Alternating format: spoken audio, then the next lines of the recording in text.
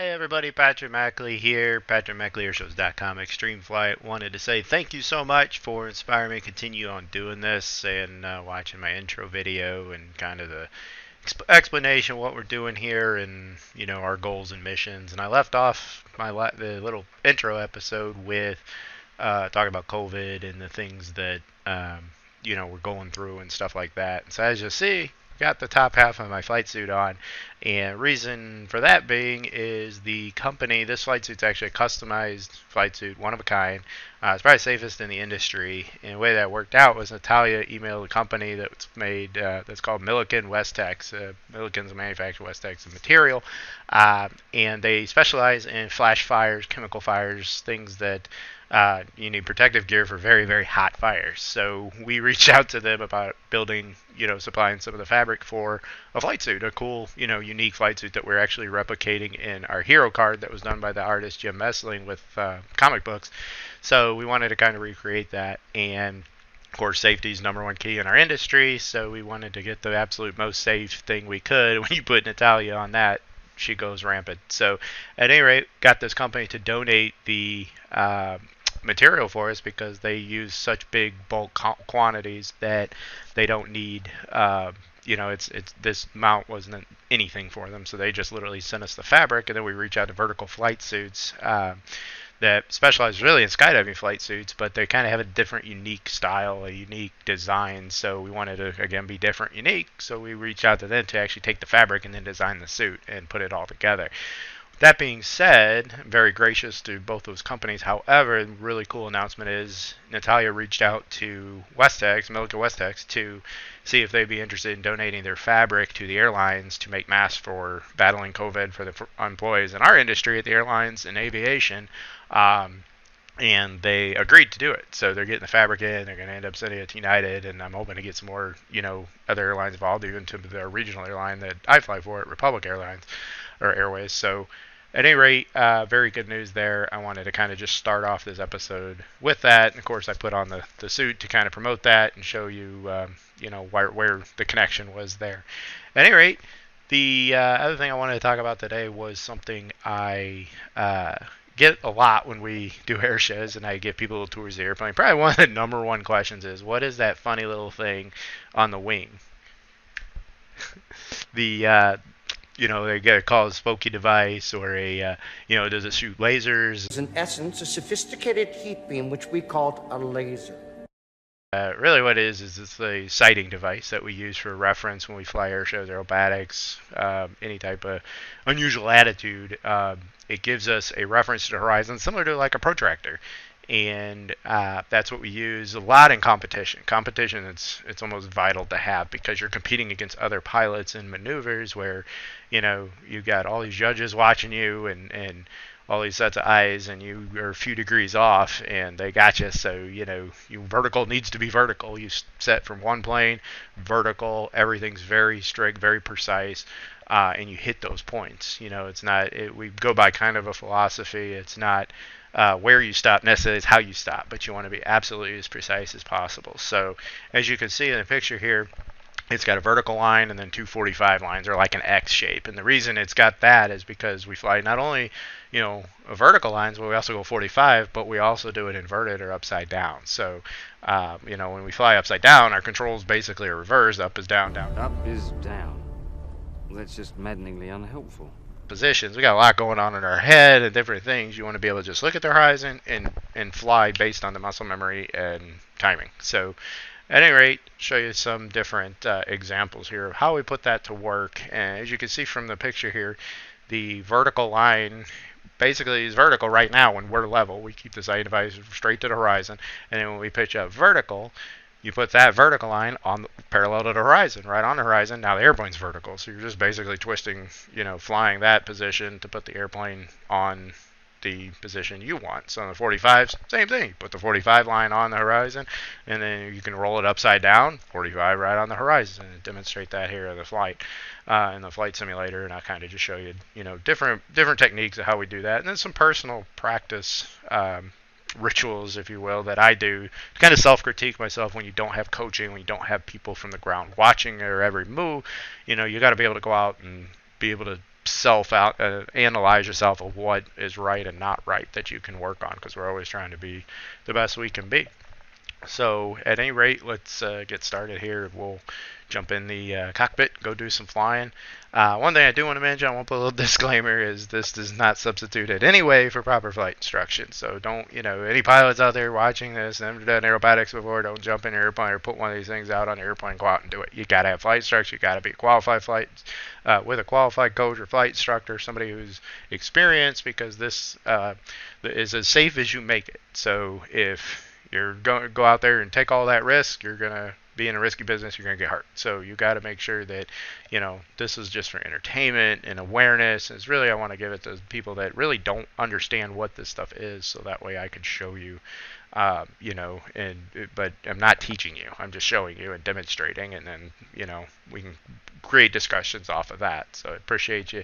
Just respect that. Anybody out there, definitely get a flight instructor. You always want to train, and don't ever attempt anything like this. That goes with any sport, which I'm sure you see plenty of, that, you don't want to go out and attempt this on your own. So at any rate, let's hit the cockpit and I'll show you what we do.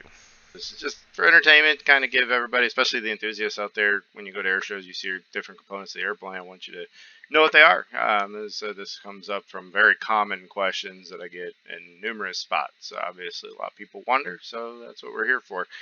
At any rate, when we talk about, say, pitch on an airplane, or increasing, decreasing elevation, that's due to our elevator, which is on our horizontal stabilizer on our tail. We got the vertical fin and the horizontal fin. Those are called stabilizers. Connected to them are flight controls. So on the horizontal one, or the lateral one that's kind of level, that's where our elevator is. And that grades up and down, basically to increase or decrease your altitude, i.e. elevation.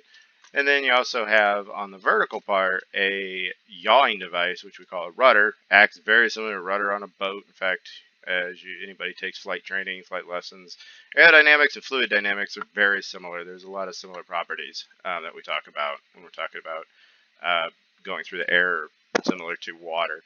At any rate, when we go through different adversities in airplanes turning in different moments, especially in aerobatics, where we're doing a lot of weird different things, we use what's called the rudder, where we yaw the airplane. That basically creates like this, like a little bit of a kind of a fishtailing moment. And in bigger airplanes, commercial airplanes, all that, you can use it for turn coordination. It helps kind of correct different adverse situations that happen due to drag and things like that on the airplanes when flight controls are reduced and stuff like that. So at any rate, that's kind of a quick crash course on those controls. And then of course we have roll, which is controlled by our ailerons, which are right there on our wing. Try to point to them here. They're right here, basically going up and down. That makes the aircraft roll. We can get deep into that later on if people want to. Like I said, this isn't a flight lesson. We're just going to go right into it here and talk about the sighting device, which is right there. Here's the sighting device. A lot of people, like I said, ask about that. Most of the time they find out about it when I tell them not to bump into it. Not only can it hurt you, but it can actually knock it off of calibration for me. So at any rate, you'll see there's 45 lines, vertical lines, and of course the level line right here. We keep level with the horizon. Everything with this is in relation to the horizon. So you can kind of think of it as like this is the apex of a protractor. Put that on the horizon, that figures your angle. So if I want to go vertical, I just put this one right here on the horizon. Just bring it right up to vertical. And these are all calibrated with different aircraft and different head positions. Everybody sits a little bit different. Everybody's different size. Everybody, looks at it a little differently. So they're actually calibrated for the pilot. So there's probably not two out there that are the same. If I fly a different airplane, I have to adjust for it, and I've done that. So they're pretty much calibrated per that pilot and that aircraft. Everything kind of goes with it. You're built around that airplane. At any rate, so say I want to do like a 45-degree up. We got our 45-degree lines here. So we're just basically, here's our level. We're going to start level. And all you do is pretty much pitch up right into that vertical 45 line right there and just hold it there. And of course, as the aircraft starts slowing, we're at full power, the torque, everything's going to start taking over. That's where we got to start adding a little bit of rudder and things to keep that point on the horizon. And of course, drag and a biplane starts taking over, especially. So then that makes us have to, pitch down a little bit. And I pulled the power back a little bit on this just to make things happen a little bit slower. So, all right, then we come back. Say you want to do a 45-degree up and then go to a 45-degree down. So pitch right up into a 45-degree up, And we're correcting a little bit of rudder, and then we push forward. Keep that right there, and go right into a 45-degree downline. Boom, and there we go. And we can pitch right back into level flight. And then if you want to go upside down, you can bring it right over here. And you can do the same thing. Now that red out there, that's a sub thing that just gives you the effect that would definitely not happen to me in this situation. You don't really see red. But at any rate, go there. And then if you want to go 45-degree down, and now you can see where situational awareness can kind of get into effect here. So then you put that 45 degrees there. And then back to level. And then we want to roll up right, back to level. And of course, I'd be looking at the nose when I roll. And, you know, you kind of look at the wing, look at the nose, look at the wing. Your head's basically like this, and like this, and like this. Wait till the Oculus gets here this week, and then we'll really have some fun. So let's go vertical. So I'm going to pitch over. In fact, I'm just going to make it easy. Let's throw the throttle forward. It's an S2S, baby. Alright, so we get the little speed here, and we'll just pitch right up into the vertical line. Pitch that right up into the vertical there. Boom. And that's it. Hold it vertical, a little bit of aileron, a little bit of rudder. Keep it right there, and then we'll pitch right over into a vertical downline. I got this controls on this very, very sensitive too, so it gets a little bit quirky, but you'll get the idea anyways. I'm still kind of fine tuning it. That's basically a vertical line right there. So if you want to do, say, a vertical line up, and then say we want to pop off of that one, go to a 45 up. There it goes off of that. Then say we want to go to a 45-degree down. Right there. Say we want to go to a vertical down. And say, nah, let's do another 45. And then there we go. And that's pretty much it. Now, if you really want to get crazy, you pitch up 45, roll 45, you full forward stick, a little bit of left rudder, and around we go. And we'll flip around the other way.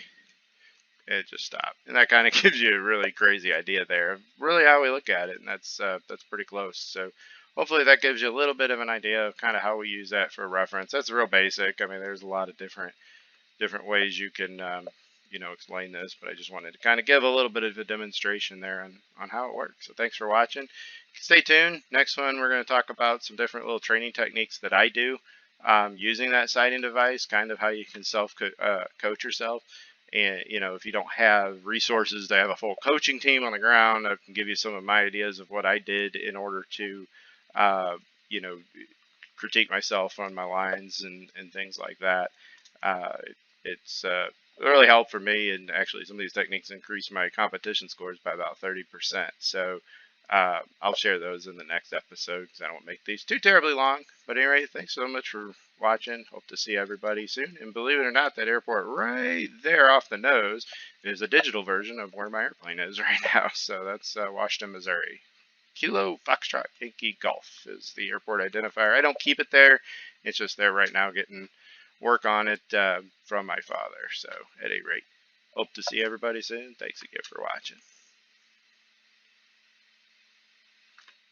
I hope you like that little bit of an explanation, I guess. I hope it kind of is clear as mud.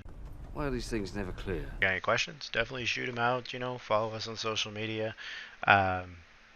Definitely, keep in touch. And I plan on doing a lot of different things with this, not just flight simulator stuff, but once we're, well into the season and things, I'm going to do stuff with the aircraft. We're going to do some on-live stuff, on-site things, reality things, all sorts of stuff. So I appreciate you following us, watching us, and like I said, if you got anything, you want to see, definitely shoot it out, because this is a little bit of everything for everybody. So I'm kind of enjoying doing it and having a blast, and everybody inspires me to do this too, so I appreciate that.